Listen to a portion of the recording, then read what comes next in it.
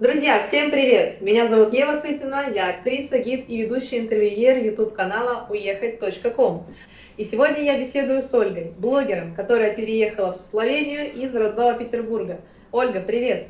Эва, привет! Очень приятно, что вы меня пригласили на беседу. Меня зовут Ольга, я блогер, который снимает о жизни Словении, который показывает Словению со всех ее сторон. Можно найти меня на YouTube-канале Helga White. Оля, скажи, мой первый вопрос, самый понятный, самый простой, да? Как ты считаешь, иммиграция это просто или все-таки нет?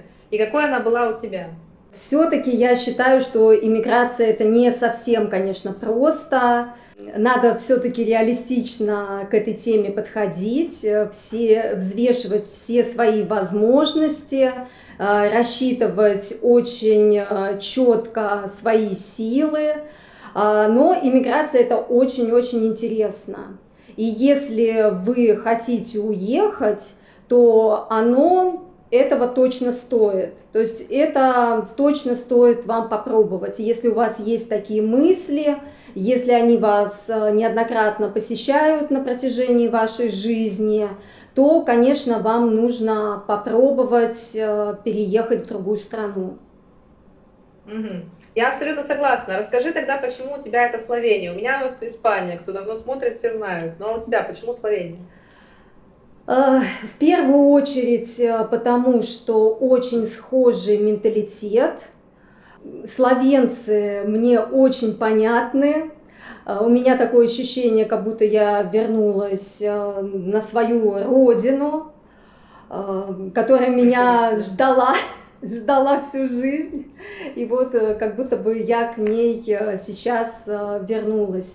То есть они мне абсолютно понятны, мне очень нравится их темперамент, мне нравится их юмор. Ну, то есть мне все нравится здесь, чувствуешь себя здесь как дома. Например, я была в Испанию бы мне было бы тяжелее переехать. Там все-таки люди более горячие, более эмоциональные такие. Погода там более теплая, климат такой более теплый, более жаркий. И было бы мне вот просто тяжело там находиться. И все-таки славянский язык тоже для нас, для русскоязычных, очень логичный. Да, не сказать, конечно, что он легкий, не могу похвастаться, что я очень быстро его выучила, нет, до сих пор я его учу, до сих пор в процессе, хотя у меня очень много славянских друзей, но все равно я разговариваю с ошибками, и с первой же фразы, как только ты здороваешься, моментально понимают, что ты иностранка. То есть язык совсем не легкий, но он все-таки логичный, очень много похожих слов, такой вот как-то более просто понятный, чем, Мгм, чем, мгм. чем испанский. Я поняла. Ну да, конечно, это все-таки у нас, наверное, одна языковая группа, если я не ошибаюсь в этих лингвистических терминах. Поправьте меня обязательно в комментариях, если я не права. Ну а испанский и другие, английский, немецкий, это все-таки европейская, да, другая группа языков. Хорошо, а что такого вот есть в Словении, что заставляет тебя в нее влюбляться снова и снова? Вот ради чего туда стоит переезжать, ради чего стоит ее посетить? Расскажи, пожалуйста. Конечно же, Словения в первую очередь это ее расположение очень удобное. Здесь есть море, здесь есть горы, здесь прекрасные термальные источники.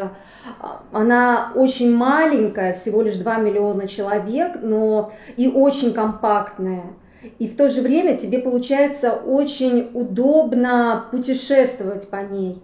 То есть утром ты захотела, села на машину и поехала на море.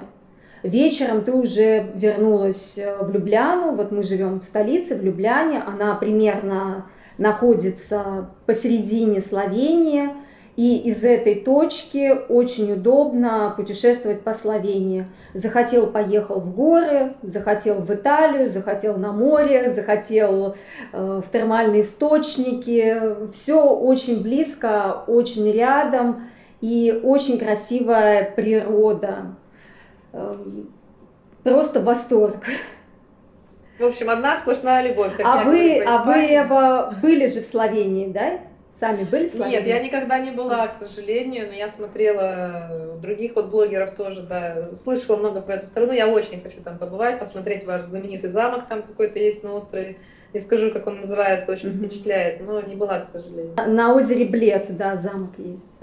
Да, вот я название, конечно, не вспомню, но... Если вы имеете в виду на острове, то это церковь на острове, а замок, он стоит сбоку, не на острове, Бледский замок. Ну вот, значит, вот это я помню, и я хотела бы это место посетить. Вот ты сегодня уже упомянула, что ты ведешь свой YouTube-канал, где ты себя называешь Хельга Уайт.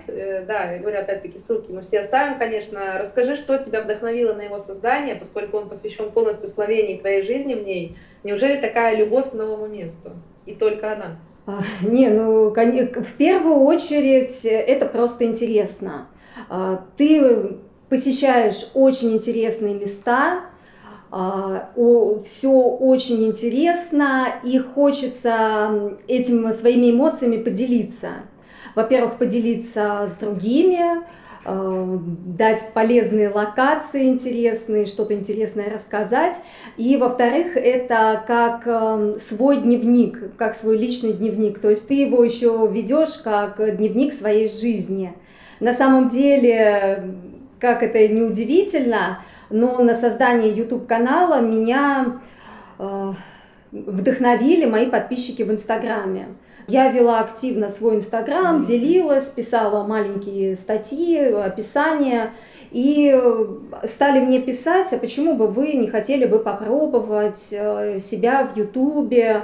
Я, естественно, побаивалась публичности, вот так вот себя объявить всему миру, да, и сказать, что ты имеешь право что-то людям говорить, что-то рассказывать. То есть это немножко все-таки другой формат.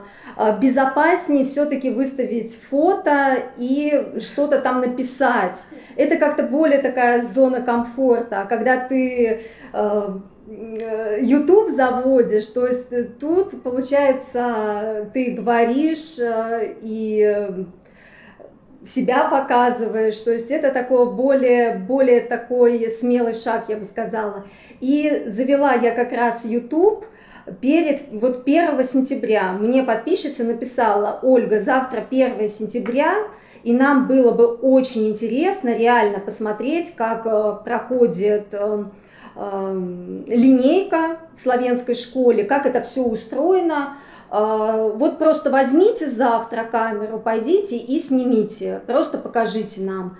И запишите нам видео, расскажите о том, как ваш ребенок адаптировался в школе, потому что вот как раз 1 сентября, и эта тема будет очень актуальна. И вот так просто вот так я осмелилась, взяла камеру и 1 сентября записала свой первый видеоролик. И потом как-то вот так вот все потихоньку и втянулась. Мне очень понравились ролики, я, конечно же, ознакомилась с ними перед тем, как подготовиться, да, и в процессе подготовки к интервью. Качество картинки, кстати, друзья, мне тоже очень нравится, очень классно, поэтому это не просто взять камеру, ну, то есть... Эва, сначала было как раз просто взять камеру, я даже вот свои первые разговорные видео записывала просто на телефон, там не было ни света, ни боковых камер, там вообще все было очень примитивно на коленке. Но потом в течение года мы совершенствовались технически, учились в программе в профессиональной работать, купили камеру профессиональную, и вот так вот все потихоньку учились у других блогеров, смотрели на тех, кто более профессиональнее нас, и брали просто с них пример, и продолжаем совершенствоваться. И потом еще просматриваем свои старые ролики через какой-то большой период времени и смотрим, какие там были ошибки, стараемся уже их исправить в следующих видео. Конечно. Я поняла, здорово. Ну, слушай, саморазвитие – это самое главное.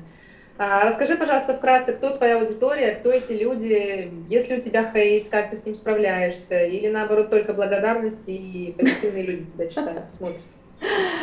А, Моя аудитория, вот как я ее себе представляю, это я в прошлом. Это человек, который хочет путешествовать, хочет переехать в Европу, неважно куда, может быть, он еще не определился.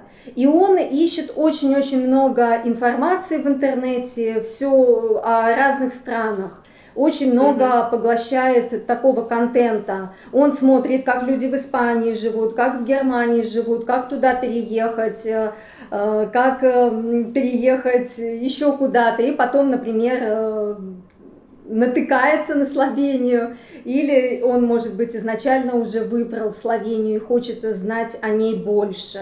Я думаю, что, скорее всего, вот это мои зрители, скорее всего, это эти люди.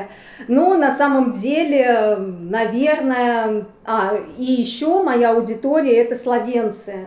Мои друзья словенцы, они тоже мне говорили: Ольга, заведи YouTube-канал, мы думаем, что у тебя получится. И когда я завела YouTube-канал, они меня попросили, чтобы я делала обязательно субтитры на своем канале, потому что, ну, это будет нехорошо, если ты будешь снимать ролики и не будешь делать для нас субтитры, потому что мы тоже хотим знать, о чем ты там говоришь, нам тоже очень интересно. И я стала делать английские и славянские субтитры на своих видео.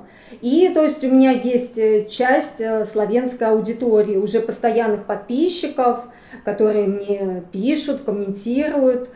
А насчет хейта, у меня как-то, как сказать, да, приходят люди, которым может что-то не нравиться. Они бывают резко высказываются, но я это не считаю вообще хейтом. То есть я как-то это не беру на свой счет, и я очень рада, когда ко мне приходят даже острые комментаторы в YouTube. То есть я рада, что я вызываю эмоции. Я понимаю, что абсолютно ни один человек, он не может всем нравиться. Обязательно ты кого-то будешь раздражать, кто-то будет тобой недоволен. Ты не можешь быть идеальной. И ты не могут твои мысли и твоя речь подходить каждому.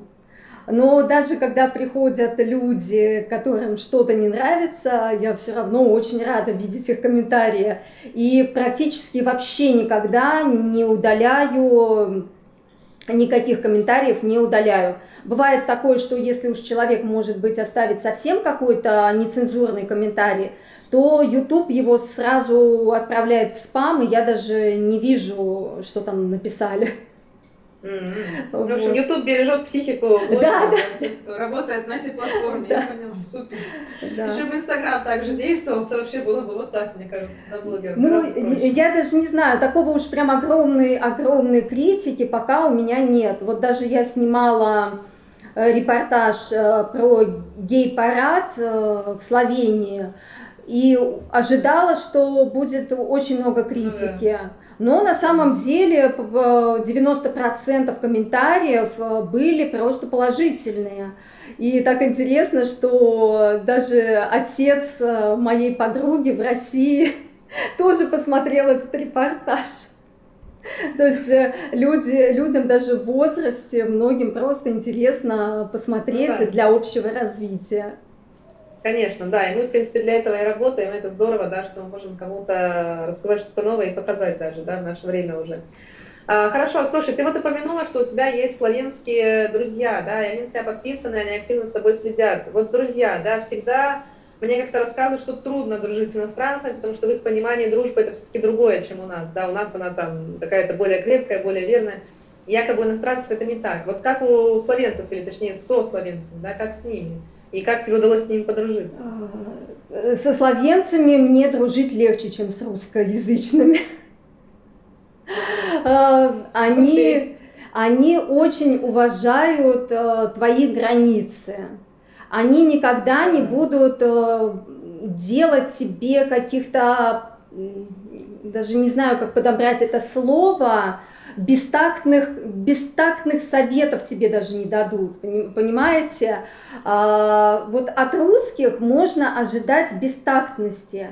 Если они с тобой знакомы, и уже вы с ними, там, например, проводили время, там, ходили в горы, или, может быть, праздники отмечали вместе, да, то есть люди, если к тебе уже чуть-чуть приблизились, то они почему-то считают вправе давать тебе непрошенные советы. И они зачастую очень-очень бестактные. То есть мне вот с русскоязычными очень тяжело в этом плане. Потому что когда ты, например, становишься блогером, начинающим, да, вот стал ты блогером, ты себя показываешь миру, да, ты делаешь первые шаги, они у тебя не крепкие, и тебе нужно окрепнуть, обрасти вот этим мясом, да. Понятно, что у тебя сейчас будут ошибки, что ты будешь как-то неуверенная, у тебя могут проблемы быть со съемкой, да, и тебе в такие моменты очень важна дружеская поддержка. Тебе должны твои близкие люди говорить: давай, давай, у тебя все получится, у тебя все получится. И вот словенцы, они именно такие, они с самого начала: все классно, здорово, продолжай. То есть вот они тебя постоянно подбадривают. А у русскоязычных, с русскоязычными людьми я столкнулась с такой ситуацией, когда я только-только начала вести свой блог, мне прям впрямую сказали: у тебя ничего не получится. Мне вот прям впрямую вот так вот сказали. То есть сейчас там не пробиться, ты даже не начинай. То есть мне один раз вот так сказали, а другой раз приятельница мне сказала: знаешь, прежде чем заводить свой блог на ютубе и что-то там говорить, не мешало бы тебе сходить к дефектологу, а то непонятно, что ты там говоришь, у тебя там проблемы. То есть от русскоязычных, это не обязательно русские, это они могут быть из разных стран. То есть от них вот часто ты сталкиваешься вот с такой бестактностью. Или другой вариант. Ты вроде общался с людьми, у тебя хорошие отношения, вроде бы ничего, как бы все отлично. Как ты заводишь свой YouTube, тебя полностью начинают игнорировать. Люди как будто бы тебя не видят, как будто бы тебя не слышат, как будто бы они вообще этого не хотят замечать. И я, кстати, это слышала уже от блогеров, даже миллионников, что когда они вот начинали, у них была такая же ситуация. Я была рада это услышать, что, что не я какая-то такая, что-то со мной не так, что это как бы нормальная ситуация. И очень важно в такой момент, когда ты только-только встаешь на ноги, только-только начинаешь свой видеоблог, очень важно, чтобы у тебя был хотя бы маленький круг людей, но очень верных, которые тебя в этом поддерживают. Это очень важно. И вот у меня как раз вот такой круг есть с самого начала, как я начала вести блог, и вот весь год они меня сопровождают. Это буквально 3-5 человек. Да, больше и не нужно на самом деле, и больше, наверное, их и не может быть, да, как показывает жизнь. Да. Поэтому я понимаю, да, тебя, конечно. А хорошо, дружить, вот еще, если к дружбе вернуться, мне кажется, словенцы очень умеют дружить. Они всегда рады помочь, всегда придут к тебе на выручку, всегда доброжелательные. И с ними очень весело. Ну, в общем, да, как ты с самого начала сказала, да, на первых минутах интервью, что мы действительно очень похожи, ты как будто дома. Где-то я уже это слышала, где-то я уже это видела, конечно. Здорово. Я тебе задам последний вопрос, к сожалению, потому что в нашем формате мы ограничены по времени, хотя я бы с тобой беседовала дольше и дольше, безусловно, потому что, я говорю, интересно и про страну, и про людей. Но Твой совет, твой лайфхак тем, кто смотрит, вот как ты говоришь, твоя аудитория, там вроде эту сторону, ту, другую, третью, да, и не может никак решиться на переезд, хотя очень хочет. Вот твой совет, что же делать таким людям, с чего начать, чем закончить? В первую очередь, совет новичкам: если вы хотите начать что-то делать, то просто начните делать. Неважно, как вы начнете это делать, пусть это будет маленький, мизерный какой-то шаг к вашей мечте, но просто начните с самого малого. Не нужно сразу себя пугать вот таким огромным слоном, что ой, как это вообще, это страшно, это невозможно. Начните с самого малого, как я говорю, начните есть этого слона по кусочкам. То есть начните с самого-самого простого. Вот вы выбрали, задумали свой переезд, начните сначала с выбора страны, подойдите основательно к этому. Параллельно вы можете апостилировать свои дипломы, параллельно этому потихонечку учить язык, составлять резюме. То есть такой степ-бай-степ, шаг за шагом нужно идти к цели. Я абсолютно согласна, подписываюсь под каждым словом, потому что я сама, как человек, который пережил иммиграцию, да, и переживаю, в принципе, в процессе, то, да, действительно нужно начинать шаг за шагом. И, кстати, друзья, еще очень важно не ожидать, что будет все и сразу. Вот это очень Эва, хорошая идея. В следующий раз мне взять у вас интервью и послушать ваши истории. Да. Нет, правда, да, у меня есть... Да, нужно будет договориться и обязательно мне еще с вами поговорить, а то получается как-то только я. Наконец-то я сменю это кресло на противоположное. Да, и попробую себя в новой ипостаси. Хорошо, спасибо тебе большое, мне было очень интересно, еще больше захотелось поехать в Словению. Друзья, если вы решаете, куда же вам поехать, какую страну выбрать, обязательно присмотритесь к Словении, ну, к Испании тоже присмотритесь, я не могу этого не сказать, потому что все-таки я ее люблю и, конечно, в ней постепенно все больше и больше адаптируюсь.